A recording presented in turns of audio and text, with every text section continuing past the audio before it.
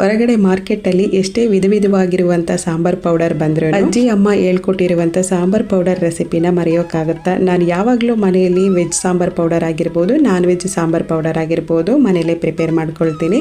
ಅದ್ರ ಜೊತೆಗೆ ಬಿಸಿಬೇಳೆ ಬಾತ್ ಪೌಡರ್ ಅಂತೆ, ಚಟ್ನಿ ಪುಡಿಗಳಂತೆ, ಮತ್ತೆ ಮಸಾಲಾ ಐಟಮ್ಸ್, ಬೇರೆ ಯಾವುದಾದ್ರೂ ಸ್ಪೈಸಿ ಮಸಾಲಾ ಐಟಮ್ಸ್ಗಳು, ಇದನ್ನೆಲ್ಲ ನಾನು ಮನೇಲೆ ಪ್ರಿಪೇರ್ ಮಾಡ್ಕೊಳ್ತೀನಿ. ಸೊ ಕಣ್ಣೆದುರುಗಡೆ ಹೈಜಿನಿಕ್ ಆಗಿ ನಾವೇ ಮನೇಲಿ ಪ್ರಿಪೇರ್ ಮಾಡ್ಕೊಳ್ಳೋದು ನಮ್ಮ ಆರೋಗ್ಯಕ್ಕೆ ಒಳ್ಳೇದು ಅಂತ ಹೇಳ್ತೀನಿ. ಒಂದು ದಿನ ಟೈಮ್ ಸ್ಪೆಂಡ್ ಮಾಡಿ ಸಾಂಬಾರ್ ಪೌಡರ್ನ ಪ್ರಿಪೇರ್ ಮಾಡ್ಕೊಳ್ಳೋದ್ರಿಂದ 2 ತಿಂಗಳವರೆಗೂ ಹುಳ ಹಾಡ್ದಂಗೆ ಚೆನ್ನಾಗಿ ಸಾಂಬಾರ್ ಪೌಡರ್ನ ಯೂಸ್ ಮಾಡ್ಕೊಬಹುದು. ಹಾಗೆ ಇವತ್ತಿನ ಲಾಂಗ್ ವಿಡಿಯೋದಲ್ಲಿ 7 food items make at home very useful kitchen food items ಅಂತ ಒಂದು ಲಾಂಗ್ ವಿಡಿಯೋನ ಪೋಸ್ಟ್ ಮಾಡಿದ್ದೀನಿ. ಫ್ರೀ ಆಗಿದ್ದಾಗ ನೋಡಬಹುದು. ಹೀಗೆ ಬೆಣ್ಣೆ ತುಪ್ಪ ದಿನನಿತ್ಯ ಕೊಡೋದು ತುಂಬಾ ಒಳ್ಳೇದು. ಇದರಿಂದ ಬ್ಯಾಡ್ ಫ್ಯಾಟ್ ಬರುತ್ತೆ ಅಂತ ಅಂದ್ರೆ ಅದು ತುಂಬಾ ತಪ್ಪು.